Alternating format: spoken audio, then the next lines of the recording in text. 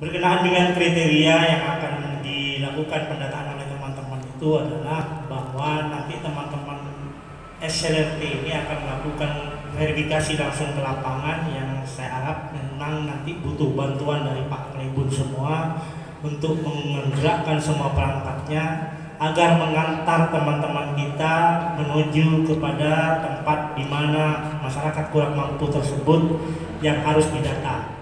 Seperti apa KPM yang akan didata? Yang jelas adalah di dalam poin pertanyaan itu ada pertanyaan penghasilan yang pertama, itu yang akan ditanya nanti. Setelah penghasilan, kemudian dia membelanjakan penghasilan itu berapa persen untuk kebutuhan sehari-hari. Yang selanjutnya pendidikan, berapa sih pendidikan maksimal di keluarga tersebut. Yang ketiga, yang selanjutnya adalah sandang. Kemudian yang sandang ini berapa dalam 1 tahun beli baju, berapa kali beli baju dalam setahun. Sisanya adalah rumah. Kenapa rumah kemudian menjadi tolak ukur pertama? Karena dari beberapa pertanyaan itu sebagian besarnya rumah. Di rumah itu yang ditanyakan itu adalah dinding rumah. Seperti apa kondisi dinding rumah? Yang kedua di rumah lagi, atap rumah, seperti apa kondisi atap rumah. Yang ketiga tentang rumah lagi, lantai rumah, sebagaimana kondisi lantai rumah. Yang berikutnya tentang rumah lagi, berapa luasan rumah. Yang selanjutnya di rumah itu terpasang listrik pribadi apa tidak. Itu Pak, memang sebagian besarnya di rumah. Kalau tadi kemudian ada yang bertanya, memang rumah bagus tapi dia sosial ekonominya terbatas. Teman-teman tim kami paham Pak soal itu, dan teman-teman tim kami itu juga bisa menilai itu. Memang ada rumah bagus, orang itu memang sudah menganggur atau tidak punya penghasilan lagi akan nampak di rumah Pak. Tapi ketika rumah bagus itu terawat, saya yakin penghasilannya masih Pak.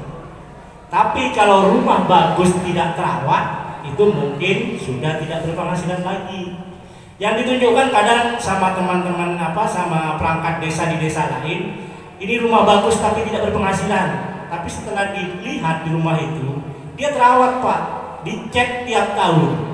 Untuk biaya cek saya perkirakan bisa 20 juta.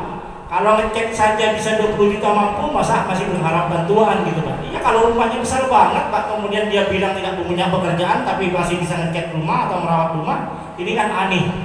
Boleh ditunjukkan kepada teman-teman rumahnya bagus tapi sudah tidak terawat. Saya yakin rumah itu memang di keluarga tersebut sudah tidak ada mempunyai penghasilan yang cukup. Yang banyak diperbincangkan dari tadi masalah NIK, ini yang saya pesankan kepada Pak Klebun. NIK di masyarakat kita sekarang ini banyak yang ganda memang Pak. Maka saya sarankan silakan Pak Klebun melalui perangkat atau siapapun itu mentelaah NIK yang ada di masyarakat, bahwa kebanyakan itu NIK KK akan berbeda dengan NIK KTP itu banyak.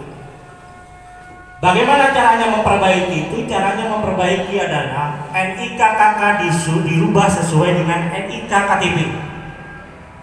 Memang efeknya kebantuan Pak, efeknya kebantuan. Tapi ketika ini tidak dirubah, karena sistem pendataan siapapun yang melakukan itu, entah BPS, entah teman-teman kita SLT, basic yang digunakan adalah KK. Ketika NIK KK berbeda dengan KTP, maka data KK yang dipakai Pak. Setelah turun bantuan, ya NIK KK. Kemudian pos dan bank tidak mau menerima karena beda dengan KTP. Itu pasti. Makanya untuk memperbaiki semua, silahkan NIK yang berbeda KK dengan KTP dirubah ikut iktp. Gimana masuk si lagi? Silahkan usulkan dia, tapi dengan syarat dihapus dulu di Dispenduk Pak, karena ini jelas satu orang mempunyai 2 NIK yang dua-duanya valid. Kenapa saya katakan valid? Itu ada di Dukcapil Pak, dua-duanya aktif NIK itu. Karena yang dijamin ketunggalan NIK itu adalah NIK KTP, dijamin tunggal karena di situ ada perekaman biometrik Pak. Tapi kalau NIK KK berapapun orang bisa punya, bisa bikin 10 KK NIK di KK bisa. Dan kelemahan masyarakat kita ketika mereka itu bikin KK baru, mereka itu tidak bawa KK lama, Pak.